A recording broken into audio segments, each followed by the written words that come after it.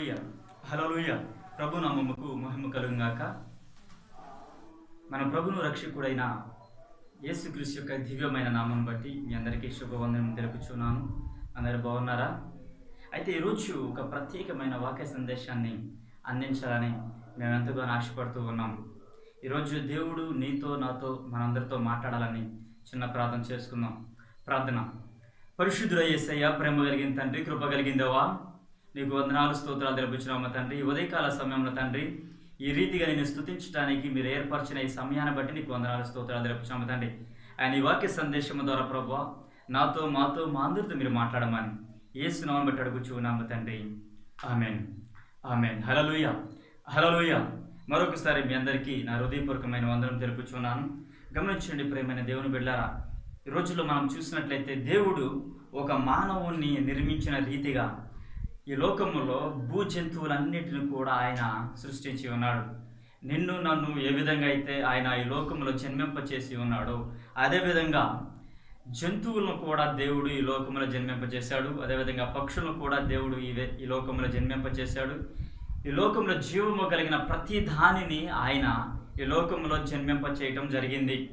అయితే ఈ జన్మింపచేసిన వాటిల్లో పక్షిగా పిలువబడుతున్న ఒక పక్షిని, అదేవిధంగా జంతువుగా పిలువబడుతున్న ఒక జంతువుని నేను మీకు పరిచయం చేయాలని ఆశపడుతున్నాను. ఎందుకంటే ఇది చాలా శ్రేష్టమైనది. దీనికి పౌరుషం ఎక్కువ. అదేవిధంగా దీనికి ఉన్న వాటిల్లో మరొక పేరుగా పిలువబడుతున్న పక్షుల్లో ప్రత్యేకమైన పక్షి ఇది. ఎందుకంటే దీనికి చాలా ఎత్తుగా ఉంటుంది, అదేవిధంగా వెడల్పు కలిగి ఉంటుంది, బరువు కలిగి ఉంటుంది. అదేవిధంగా గంటకు 60 నుంచి 70 కిలోమీటర్ల వేగంతో పరిగెట్టగలిగిన పక్షి మరియు జంతువుగా పిలువబడుతున్న ఒక ప్రత్యేకమైన జంతువుగా ఈ బైబిల్ గ్రంథంలో పేర్కొనబడి ఉన్నది.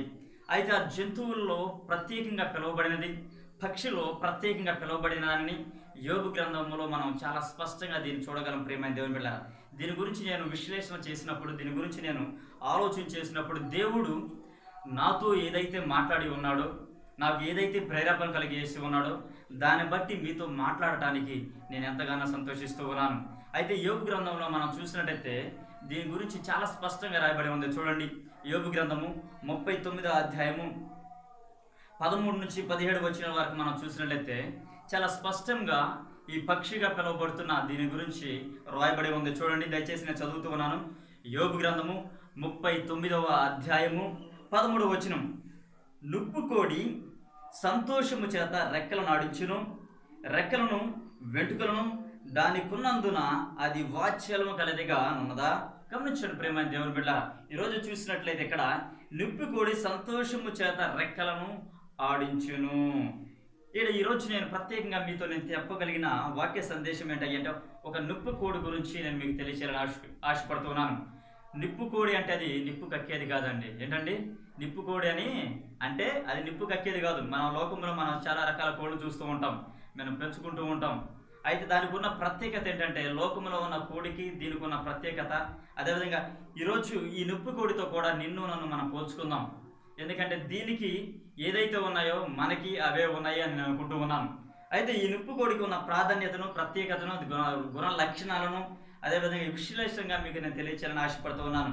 అయితే ఈ నిప్పుకోడికి ఉన్న పేరుల్లో మరొక పేరేంటయ్యా అంటే వృష్ణ పక్షి.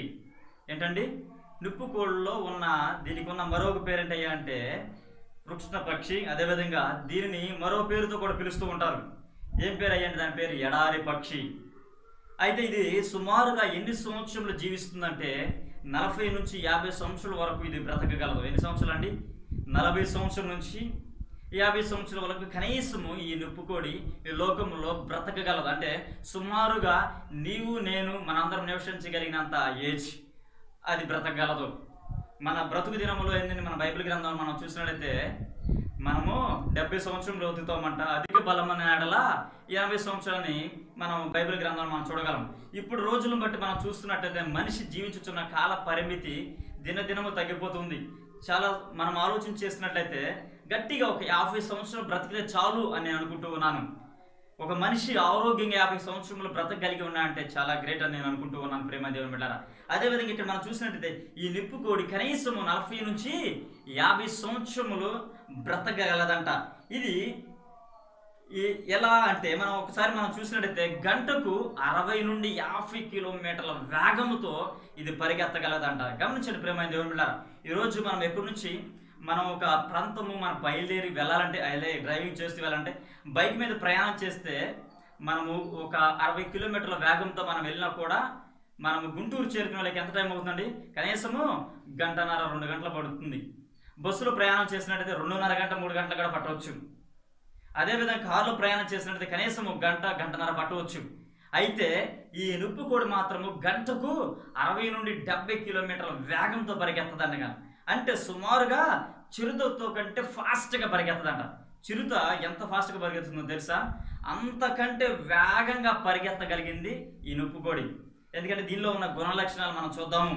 అయితే ఇది సుమారు హైట్ అనగా ఎంత ఎదుగుతుందంటే 8 నుండి 9 అడుగులు ఎత్తు ఎదుగుతుందంట. అదేవిధంగా దానికి ఉన్న మెడ ఉంటుంది చూడండి, మెడ సన్నగా ఉంటుంది. ఈ సన్నగా ఉన్న మెడ పొడవు ఎంత ఉందంటే కనీసము 3.5 అడుగుల్లో పొడవు ఉంటుందంట, సన్నగా ఉంటుందంట. అయితే ఇక్కడ మనం చూసినట్టు దాని కాళ్ళకున్న వ్రేళ్ళు ఎన్ని ఉంటాయంటే 2 ఏళ్ళు మాత్రమే ఉంటాయంట. మనకులాగా 5 ఏళ్ళు ఉండవండి. మనకులాగా 5 ఏళ్ళు కలిగినది కాదు ఈ నిప్పుకోడి. ఈ నిప్పుకోడికి ఎన్ని ఏళ్ళు ఉంటాయి? 2 ఏళ్ళే ఉంటాయి. ఒక ఏలు పొడవు వచ్చేసి 7 ఇంచులు ఉంటుంది. రెండవ ఏలు పొడవు వచ్చేసి 4 ఇంచులు ఉంటుంది. అయితే ఈ 2 వేళ్ళతోనే చాలా వేగంగా పరిగెత్తగలిగిన పక్షిగా పిలువబడుతున్న ఈ నిప్పుకోడి, జంతువుగా పిలువబడుతున్న ఈ నిప్పుకోడి, దీని వేగం ఎలా ఉంటుందంటే సుమారుగా 70 నుండి 80 కిలోమీటర్ల 60 నుండి 70 కిలోమీటర్ల వేగంతో పరిగెత్తగలిగిన పక్షి ఈ నిప్పుకోడి. అయితే ఇక్కడ మనం చూసినట్లయితే దీనికి ఒక మనిషికి దేవుడు సృష్టించినప్పుడు ఒక మనిషికి ఒక జీర్ణాశ్రయం మాత్రం ఉంటుంది. కానీ ఈ నిప్పుకోడికి ఎన్ని జీర్ణాశ్రయాలు ఉంటాయి? కనీసము 3 జీర్ణాశ్రయాలు ఉంటాయంట. ఎన్ని ఉంటాయండి?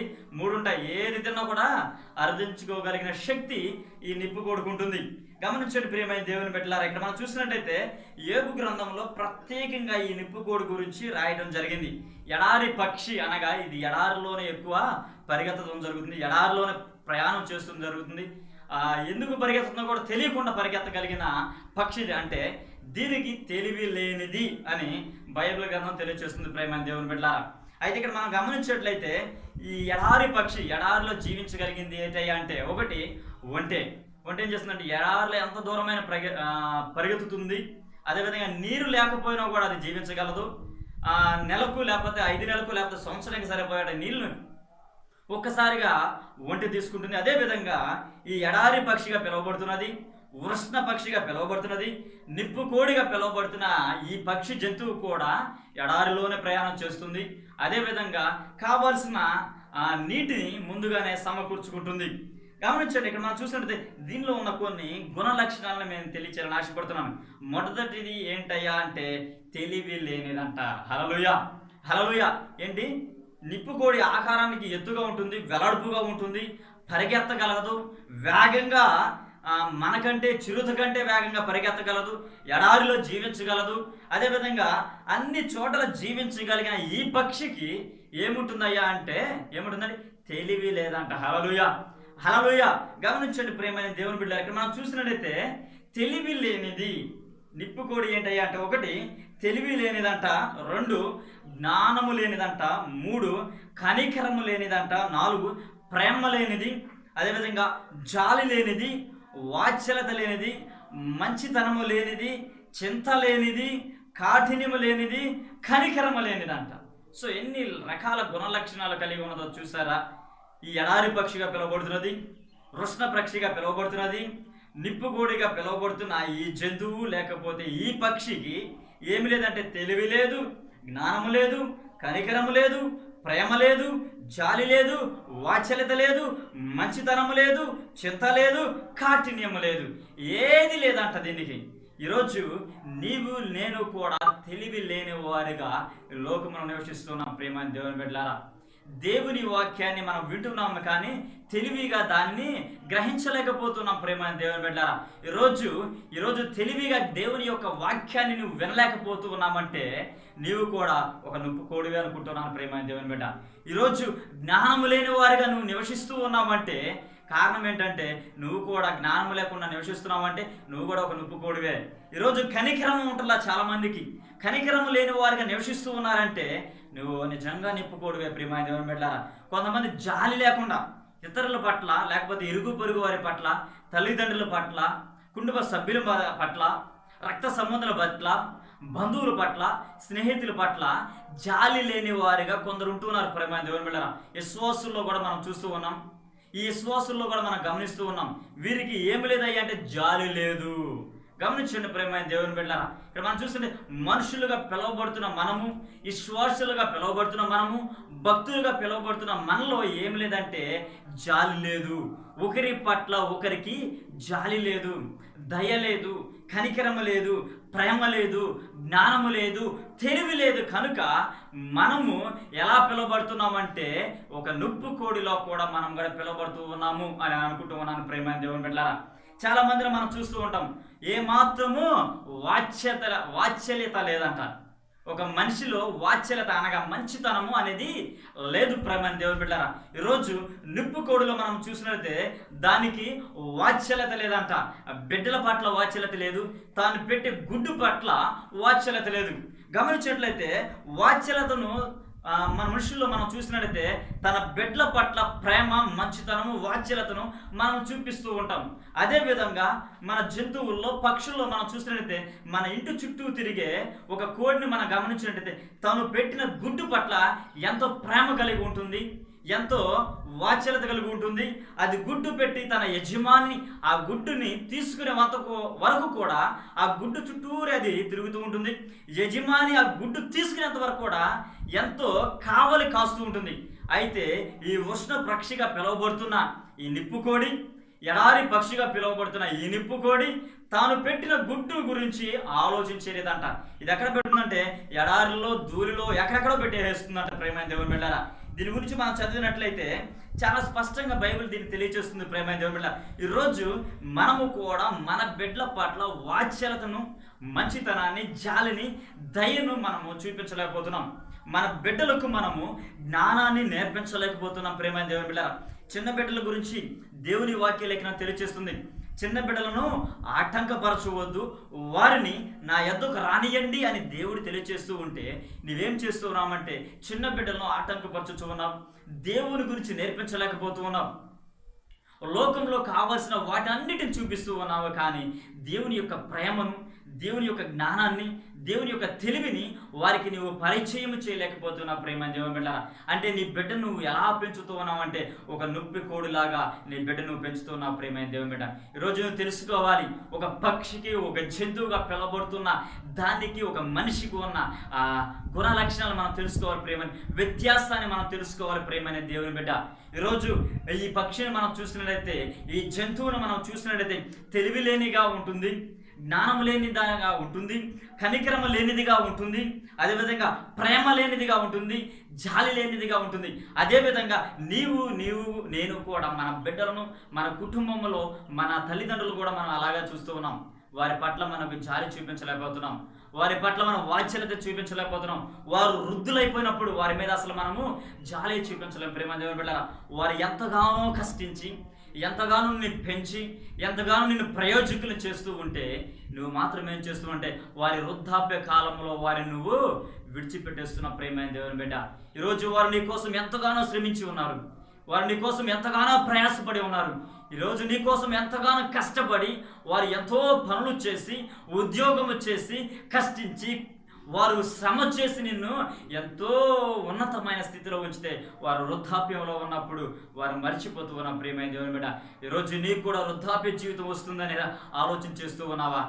నువ్వు జ్ఞానం లేని వాడిగా ఉంటూ ఉన్నావు. కానీ నువ్వు జ్ఞానము కలిగిన వాడిగా ఉన్నట్లయితే, నువ్వు నిజంగా ప్రేమ కలిగిన వాడిగా ఉన్నట్లయితే, నువ్వు నిజంగా తెలివి కలిగిన వాడిగా ఉన్నట్లయితే వృద్ధాప్య కాలమందు నీ బిడ్డల పట్ల, అయితే నీ తల్లిదండ్రుల పట్ల నువ్వు జాలి చూపించేవాడిగా ఉంటావు, వాత్సల్యతను చూపించేవాడిగా ఉంటావు ప్రేమైన దేవుని బిడ్డ.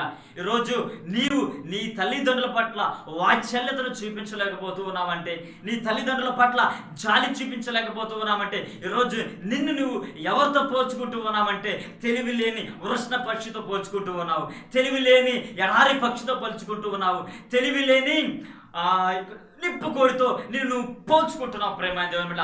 దానికి తెలివి లేదు, జ్ఞానము లేదు. ఈరోజు నువ్వు తెలివి కలిగిన వాడు, జ్ఞానము కలిగిన వాడివైతే నీ తల్లిదండ్రుల పట్ల ప్రేమ చూపిస్తావు. నువ్వు తెలివి కలిగిన వాడివైతే నీ తల్లిదండ్రుల పట్ల వాత్సల్యతను చూపిస్తావు. నువ్వు తెలివి కలిగిన వాడివైతే నీ తల్లిదండ్రుల పట్ల జాలి చూపిస్తావు. నువ్వు తెలివి కలిగిన వాడివైతే నీ తల్లిదండ్రులను నువ్వు మంచిగా చూసుకుంటావు ప్రేమ. రోజు నీ బిడ్డలను అదేవిధంగా నీ తల్లిదండ్రులను సరిగా చూసుకోలేవట్లేదంటే కారణం ఏంటో తెలుసా? నువ్వు జ్ఞానము లేని వాడిగా పెరుగుతున్నావు. నువ్వు జ్ఞానము కలిగిన వాడివైతే నీ తల్లిదండ్రులు క్షేమంగా చూసుకుంటావు. ఈరోజు నీకు అదే పరిస్థితి ఎదురైతే, అలాంటి స్థితి నీకు వస్తే మన పరిస్థితి ఏంటి? ఒక్కసారి ఆలోచించేయండి ప్రేమైన దేవుని బిడ్డలారా. దేవుడు మీతో మాట్లాడుతూ ఉన్నాడు ఈ రోజున. ఒక జంతువు ద్వారా, ఒక పక్షి ద్వారా ఈరోజు నీతో నాతో ఆయన విశ్లేషిస్తూ ఉన్నాడు, పరిశీలన చేస్తూ ఉన్నాడు. ఆయన నీతో మాట్లాడుతూ ఉన్నాడు ప్రేమైన దేవుని బిడ్డ. వింటూ ఉన్నావా? దేవుని మాటలు వింటూ ఉన్నావా? తెలివి లేనిగా పిలువబడుతుంది ఒక పక్షి. తెలివి లేని, జ్ఞానము లేని వానిగా, జాలి లేని దానిగా, వాత్సల్యత లేని వానిగా, కనికరము లేని వానిగా, చింత లేని దానిగా ఈరోజు పిలువబడుతున్న ఒక పక్షిలాగా ఈరోజు నీవు నేను నివసిస్తూ ఉన్నాం ప్రియమైన దేవుని బిడ్డ. నీ తల్లిదండ్రుల పట్ల వాత్సల్యత చూపించే బిడ్డగా నువ్వు ఉండాలి. నీ తల్లిదండ్రుల పట్ల జాలి చూపించే బిడ్డగా ఉండాలి. నీ తల్లిదండ్రుల పట్ల ప్రేమ చూపించే బిడ్డగా ఉండాలి. ఈరోజు దేవుడు నీతోనే మాట్లాడుతూ ఉన్నాడు ప్రేమైన దేవుని బిడ్డ. ఇక్కడ మనం చూసినట్లయితే బైబిల్ గ్రంథం ప్రత్యేకంగా నీకు నాకు తెలియజేస్తుంది. ఈరోజు నీ బిడ్డలకు జ్ఞాన విద్యను నేర్పించకపోతే నువ్వు నీ బిడ్డను నిప్పుకోడులాగా తెలివి లేనిగా పెంచుతూ ఉన్నావు, జ్ఞానం లేని వారిగా పెంచుతూ ఉన్నావు. పసి పిల్లలను బండకేసి కొట్టండి అని వాక్యలేఖన తెలుస్తుంది. బండ ఎవరయ్యా అంటే క్రీస్తే. హల్లెలూయా. ఈరోజు నీ బిడ్డలను బండకేసి కొట్టండి అనే వాక్యలేఖన తెలియజేస్తుంది. ఆ బండ ఎవరు అంటే క్రీస్తే అని వాక్యలేఖనం తెలియజేస్తుంది. ఈరోజు నీ బిడ్డలను వాక్యమైన బండకు నువ్వు కొడుతూ ఉన్నావా? వాక్యమైన మార్గంలో నువ్వు నడిపిస్తూ ఉన్నావు ప్రేమైన దేవుని బిడ్డ. వాక్యమైన మాటలకు విధేయత చూపించే బిడ్డలుగా నీ బిడ్డలు పెంచుతూ ఉన్నావా? జ్ఞానము కలిగిన బిడ్డలుగా నీ బిడ్డలను పెంచుతూ ఉన్నావా? తెలివి కలిగిన బిడ్డలుగా నీ బిడ్డలను పెంచుతూ ఉన్నావా? కనికరము కలిగిన బిడ్డలుగా నీ బిడ్డలను పెంచుతూ ఉన్నావా? ప్రేమ కలిగిన బిడ్డలుగా నీ బిడ్డలను పెంచుతూ ఉన్నావా? వాత్సల్యతను వారికి నేర్పించుతూ ఉన్నావా? మంచితనాన్ని వారికి నేర్పించుతూ ఉన్నావా? చింత లేని వారిగా వారిని నడిపించుతూ ఉన్నావా?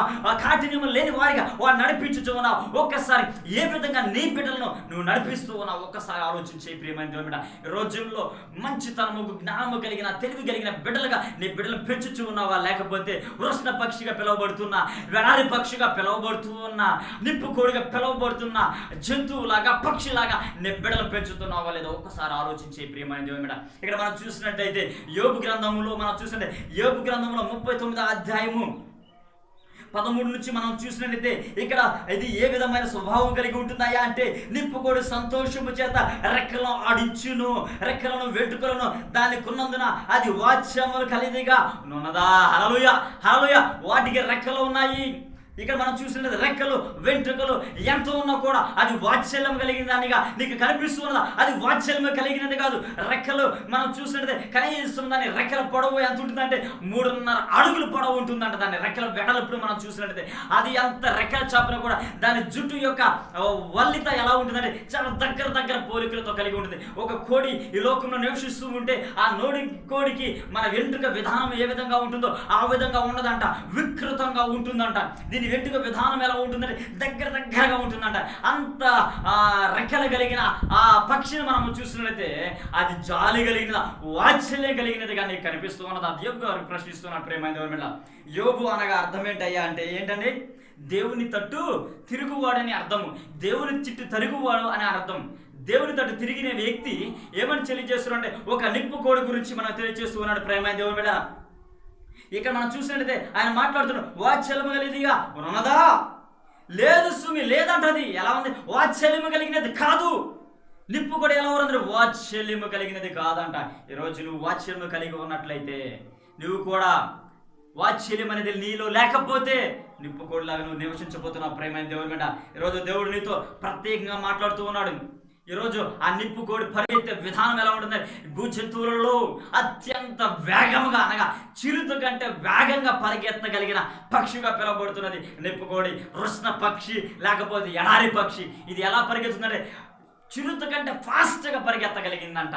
అంత వేగంగా పరిగెత్తగలిగిన జంతువుకి ఏమి లేదంటే తెలివి లేదంట, జ్ఞానం లేదంట, కనికరం లేదంట, ప్రేమ లేదంట, జాలి లేదంట, వాత్సల్యత లేదంట, మంచితనం లేదంట, చింత లేదంట, కాఠిన్యం లేదంట. అనగా తన బిడ్డల పట్ల, అనగా తాను పెట్టిన గుడ్డు పట్ల కూడా దానికి వాత్సల్యత లేదు అని వాక్య లేఖనం తెలియజేస్తుంది. ప్రేమైన దేవుని బిడ్డలారా, ఇక్కడ మనం చూసినట్టు లేవి ఖండంలో మనం చూసినట్టయితే 11:5 మనం చూసినట్టయితే నెమరవేయు వాటిని తినకూడదు అని రాయబడి ఉన్నది. ప్రియమైన దేవుని బిడ్డలారా, అయితే ఇక్కడ మనం చూసినట్లయితే ఈ నిప్పు కోడి నెమరవేయదంట, అనగా అపవిత్రమైన జంతువు. ఒకటి అపవిత్రమైన జంతువు, క్రూర జంతువు అని రాయబడి ఉంటుంది. ప్రియమైన దేవుని బిడ్డలారా, మనం అపవిత్రమైన జంతువుగా ఈ జంతువు పిలబడింది. లేవి ఖండం 11:5 మనం ఇలా చదువుతూ ముందుకు వచ్చినట్లయితే ఇక్కడ ఏమంటుంది? అపవిత్ర జంతువు.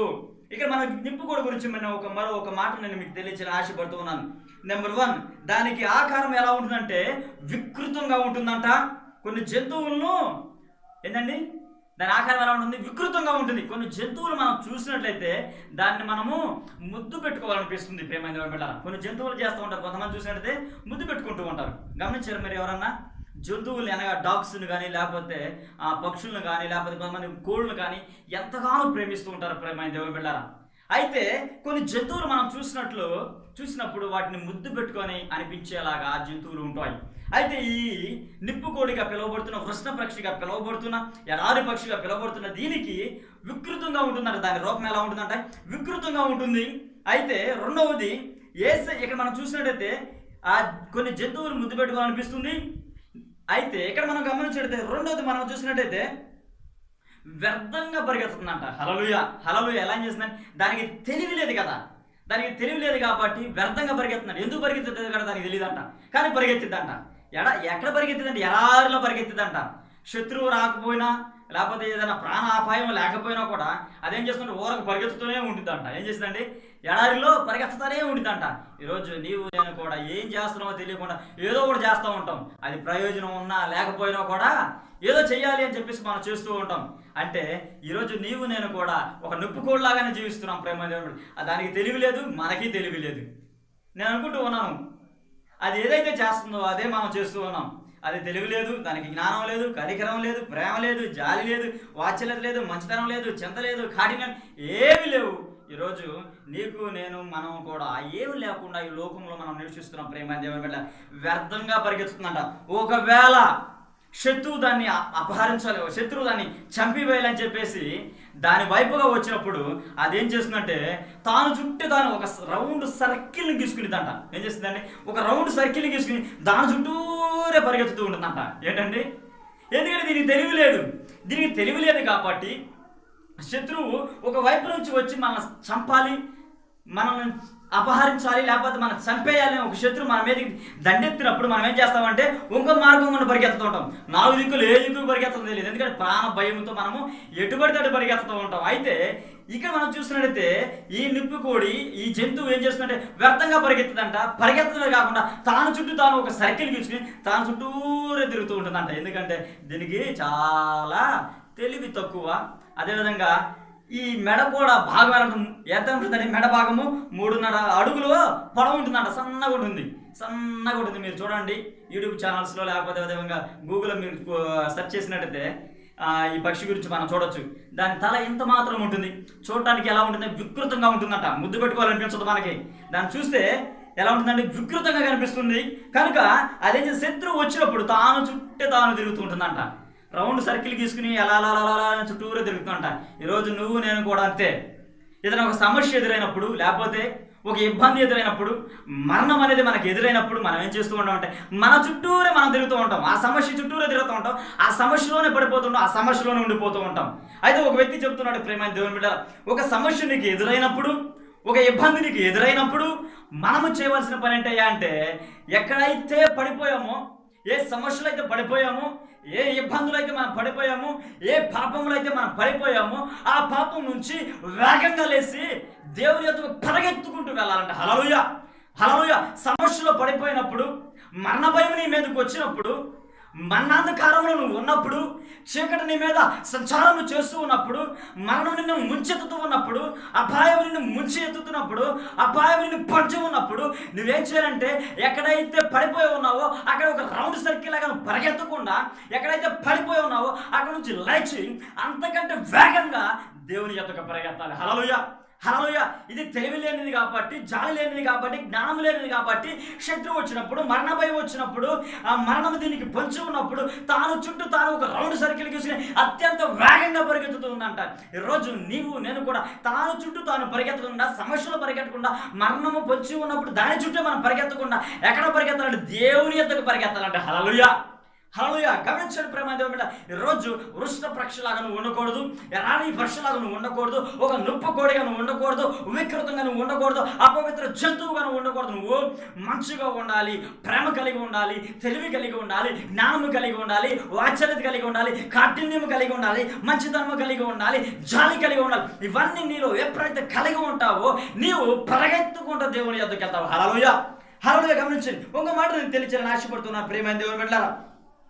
దీనికి ఉన్న మరొక లక్షణం ఏంటయ్యా అంటే, శత్రువు దీని యొద్దకు వచ్చినప్పుడు తన తలను భూమిలో పాతి పెట్టుకుంటుందంట. హల్లెలూయా. ఏం చేస్తుందండి?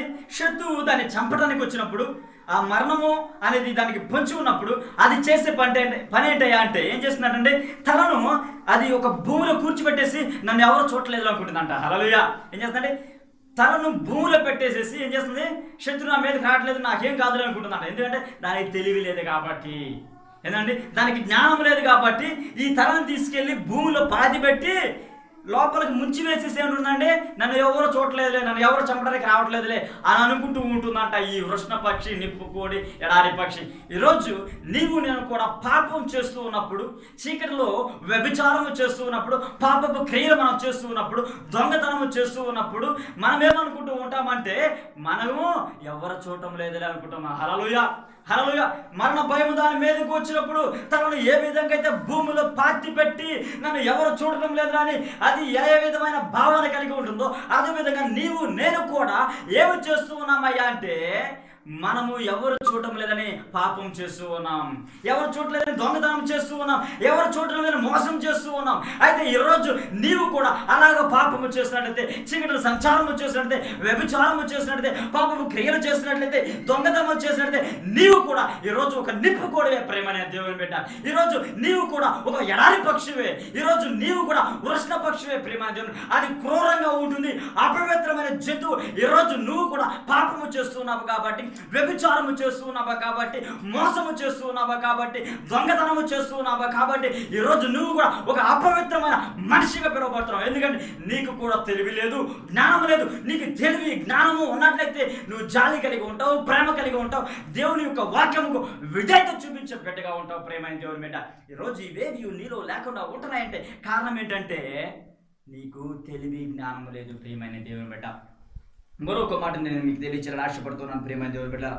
ఇక్కడ మనం చూసినట్లయితే 4వ మాటగా 3వ మాటగా నేను మీకు తెలియజేస్తున్నాను. ఇది నిప్పు కొడుకున్న మరొక లక్షణం ఏంటయ్యా అంటే ఇది అన్నిటిని భక్షిస్తుందంట, ప్రమాదము తెచ్చుకుంటుందంట. ఏంటంటే ఏం తినాలో ఏం తినకూడదో కూడా ఈ పక్షికి తెలియదంట. ఏది కనబడితే తినేసిద్దంట.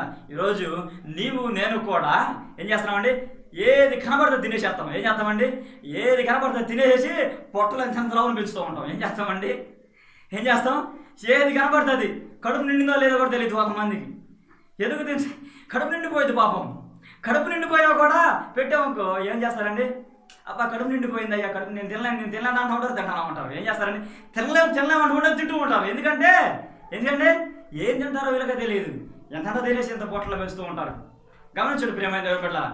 మనం ఆస్తులు సంపాదించుకోవచ్చు, ఐశ్వర్యాలు సంపాదించుకోవచ్చు, అన్నీ సంపాదించుకోవచ్చు, కానీ ఒక్కసారి పొట్ట సంపాదించుకున్నామంటే, అనగా ఈ స్టమక్ను ఒకసారి సంపాదించుకున్నామంటే అది పోవడం చాలా కష్టం అండి ప్రియమైన దేవుని బిడ్డ. ఏది పడితే అది మనం తినకూడదు. ఎందుకంటే దేవుని వాక్యం ఏమని తెలియజేస్తున్నాం, అపవిత్రమైన వాటిని తినకూడదు. నువ్వు ఏది పడితే తినకూడదు. ఒక భోజన బంతిలో కూర్చున్నప్పుడు, ఒక గృహానికి మనం వెళ్ళినప్పుడు ఎవరైనా ఆతిథ్యం మనకి ఇస్తూ ఉంటే ఏమేసి పెట్టమంటారా, చికెన్ వేయమంటారా, మటన్ వేయమంటారా, లేకపోతే ఏమేయమంటారా, ఏదైనా పర్వాలేదు అంటారు. ఎందుకంటే మనది ఏదైనా తినేసిద్ది. ఏంటంటే మనది ఏదైనా తినేసిద్ది. సో ఈరోజు కూడా ఈ పక్షిలో ఉన్న గుణలక్షణం కూడా అదే. ఏం తినవద్దు ఏంటంటే ఏదైనా తినేసిందండి. నువ్వు కూడా అంతే ఉన్నావు ఇప్పుడు ప్రేమ. ఏదైనా పర్లేదు వేసే అంటావు. ఏదే పర్లేదు తినేసి ఎంత వేసే అంటున్నావు. ఈరోజు నువ్వు నేను కూడా తెలివి లేదు, జ్ఞానం లేదు కాబట్టి ఏదేసినా పర్లేదు అనుకుంటున్నాం ప్రేమ దేవుని బిడ్డలారా. ఇంకో మాట నేను తెలియచేయాలని ఆశపడుతున్నాం ప్రేమ దేవుని బిడ్డ. దీన్ని మనం చూసినట్టే దీనికి అసలు ముందు చూపు అనేది ఉండదంట. ఏదండి, ముందు ఏముందో ఏం జరుగుతుందో ఏమి లేదంట. ఎందుకంటే తెలియలేదు కదా, ముందు చూపు లేదు, దానికి నిర్లక్ష్యత ఎక్కువ అంట. మనకు కూడా అంతే ప్రేమ దేవుని బిడ్డలారా, ముందు చూపు అస్సలు ఉండదు. ఏదైనా పని చెప్పామంటే దేవుని పట్టామంటే పని చెప్పినప్పుడు దేవుని పరిచర్య చేయాలనుకున్నప్పుడు నిర్లక్ష్యత. మన పనులు అయితే మనం బాగానే చేసుకుంటాం, కానీ దేవుని పని చేయడానికి మాత్రం చాలా నిర్లక్ష్యాన్ని వహిస్తూ ఉంటాం ప్రేమ దేవుని బిడ్డలారా. మరో మాట అశ్రద్ధ కలిగి ఉంటుందంట. ఏంటండి, అశ్రద్ధ కలిగి ఉంటుంది. ఈరోజు నీవు నేను కూడా ముందు చూపు లేని వారిగా ఉంటూ ఉన్నాం, అదేవిధంగా నిర్లక్ష్యత కలిగి ఉంటూ ఉన్నాం, అశ్రద్ధ కలిగి ఉంటున్నాం. ఎందుకంటే దేవుని యొక్క పని చేసే విషయంలో నిర్లక్ష్యత ఉంటుంది, ముందు చూపు ఉండదు, అశ్రద్ధ కలిగి ఉన్నాం. ఈరోజు నిప్పు కోడికి ఉన్న లక్షణాలు కూడా నీలో కనిపిస్తున్నాయి ప్రేమ. ఈరోజు నువ్వు ఎదురు చూపు లేకుండా ఉన్నావంటే, నిర్లక్ష్యత కలిగి ఉన్నావంటే, అశ్రద్ధ కలిగి ఉన్నావంటే ఈరోజు నిజంగా నువ్వు కూడా ఒక నిప్పు కోడిగా ప్రేమ అనుకుంటూ ఉన్నాను. ఈరోజు నువ్వు నిర్లక్ష్య కలిగి ఉన్నావంటే దేవుని పని చేయడానికి, ఈరోజు అశ్రద్ధ కలిగి ఉన్నావంటే దేవుని పని చేయడానికి ఈరోజు నేను అనుకుంటూ ఉన్నాను నువ్వు కూడా ఒక నిప్పుకోడివే అని. హల్లెలూయా, హల్లెలూయా. విలాప వాక్యంలో మనం చూసినట్లయితే 4వ అధ్యాయంలో మనం చూసినట్లయితే వృషణ పక్షి గురించి అక్కడ స్పష్టంగా రాయబడి ఉంటుంది. దయచేసి మీరు తర్వాత చదువుకోండి. విలాప వాక్యములు 4వ అధ్యాయము 3వ వచనం మనం చూసినట్టే వృక్ష పక్షి క్రూరురాలు అని రాసి ఉంటుంది అక్కడ. హల్లెలూయా, హల్లెలూయా. క్రూరురాలు కాఠిన్యము కలిగి ఉంటుందంట. తన బిడ్డ పట్ల అది ఏ విధమైన ప్రేమ కలిగి ఉంటుంది, కాఠిన్యం కలిగి ఉంటుందంట. గుడ్డ ఏమైపోయింది, బిడ్డ ఏమైపోయింది, పిల్లలు ఏమైపోయింది ఆలోచించేదంట.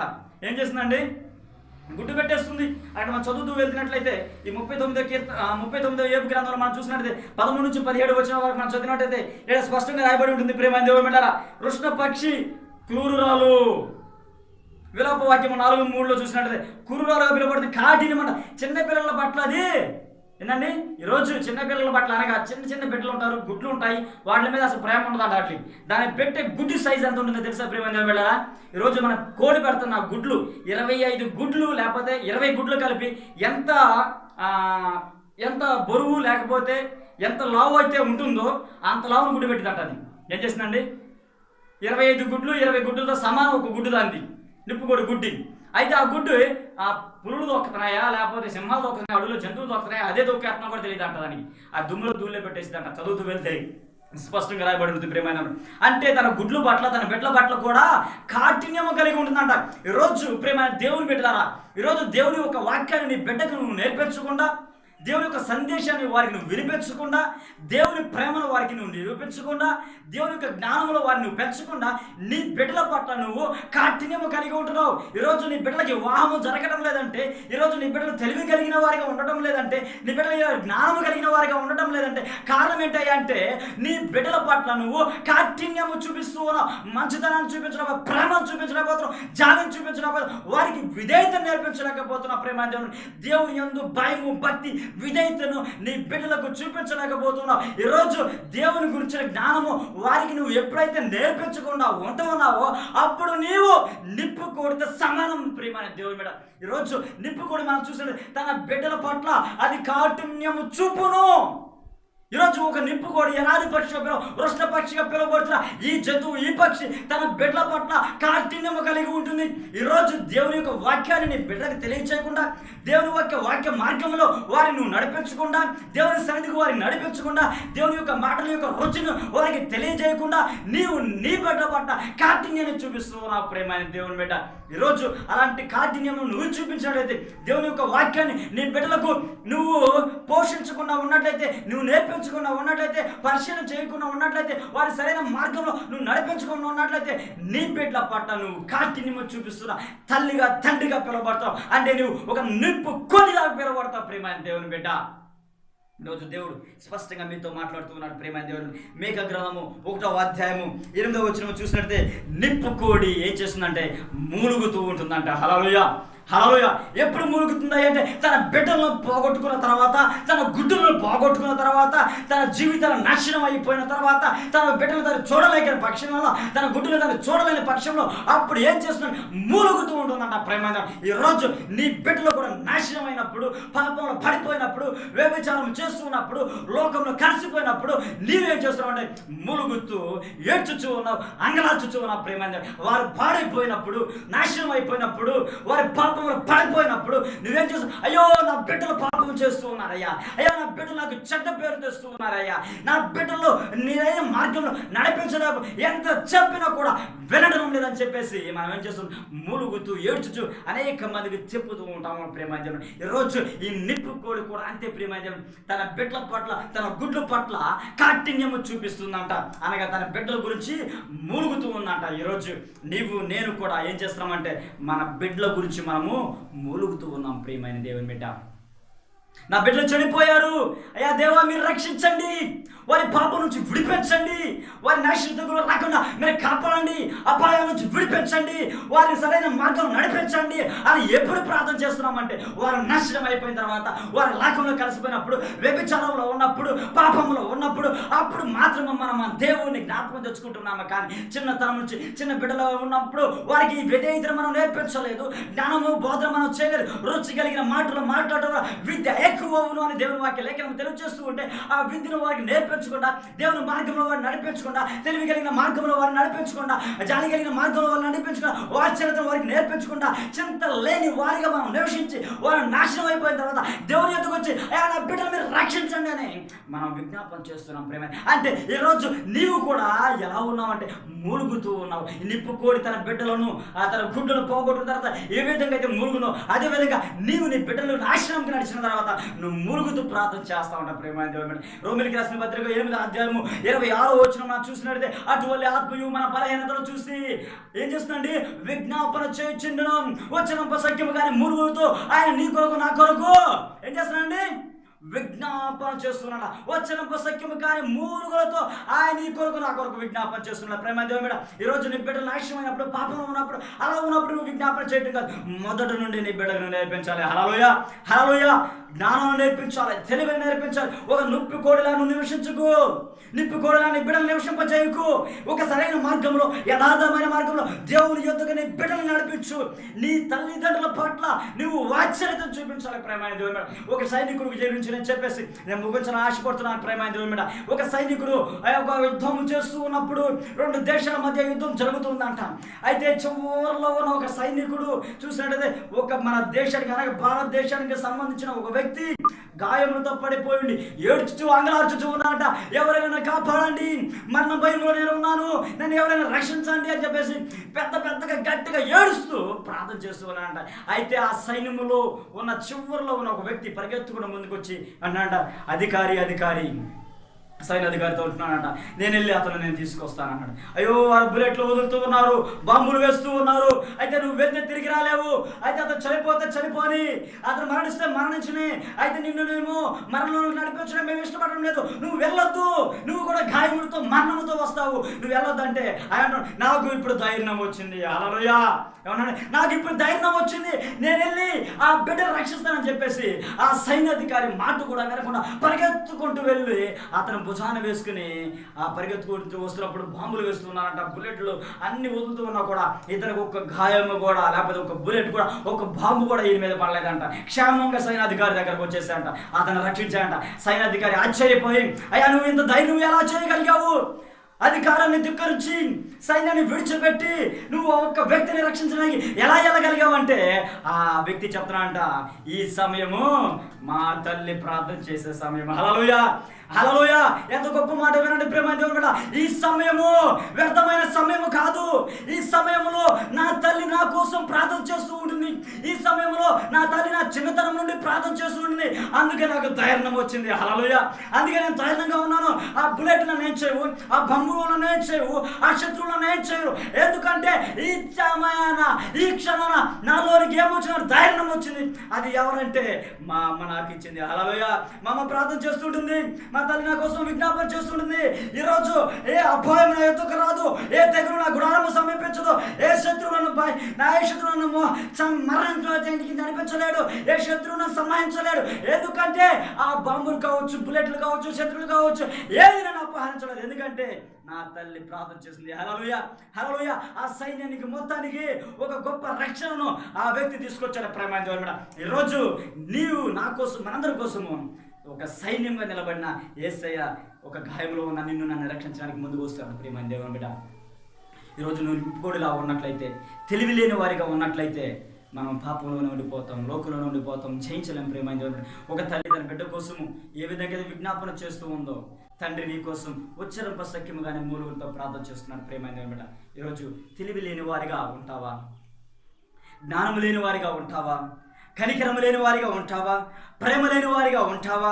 జాలి లేని వారిగా ఉంటావా? వాత్సల్యం లేని వారిగా ఉంటావా? మంచితనం లేని వారిగా ఉంటావా? చింత లేని వారిగా ఉంటావా? కాఠిన్యం లేని వారిగా ఉంటావా? ఏ విధంగా ఉంటావు ప్రియమైన దేవుని బిడ్డ? ఒక్కసారి ఆలోచించి. దేవుడు నీతో మాట్లాడుతూ ఉన్నాడు. దేవుడు మీ అందరిని దీవించి ఆశీర్వదించిన గాక. ఆమేన్. చిన్న ప్రార్థన చేసుకున్నాం. పరిశుద్ధుడు యేసయ్య, ప్రేమ కలిగిన తండ్రి, కృప కలిగిన దేవానికి వందనాలు, స్తోత్రాలు తెలుపుచున్నాము తండ్రి. ఉదయకాల సమయంలో తండ్రి, నిప్పు కోడిగా పిలువబడుతున్నా, ఎడారి పక్షిగా పిలువబడుతున్నా, వృష్ణ పక్షిగా పిలువబడుతున్న జంతువు పక్షికి ప్రభు తెలివి లేదు, జాలి లేదు, జ్ఞానము లేదు అయా, దయ లేదు అయా, మంచితనము లేదు, వాచ్యత లేదు, కాఠిన్యము చూపించులాగా ఉన్నది ప్రభు. అలాంటి స్థితిలో మేము ఉన్నట్లయితే, అలాంటి ప్రేమ మేము కలిగి ఉన్నట్లయితే, అలాంటి జ్ఞానము మేము కలిగి ఉన్నట్లయితే, అలాంటి తెలివిని మేము కలిగి ఉన్నట్లయితే, అలాంటి వాచ్యత మేము కలిగి ఉన్నట్లయితే, ఈ రోజు తండ్రి నీ సముద్రం మేము విజ్ఞాపన చేస్తున్నా. వినే ప్రతి ఒక్క బిడ్డ కోసం నేను ప్రార్థన చేస్తున్నా తండ్రి. ప్రతి ఒక్క బిడ్డ ప్రభు తెలివితోనూ జ్ఞానముతోనూ వెక్కముతో మీరు నింపమని ప్రార్థన చేస్తున్నాము తండ్రి.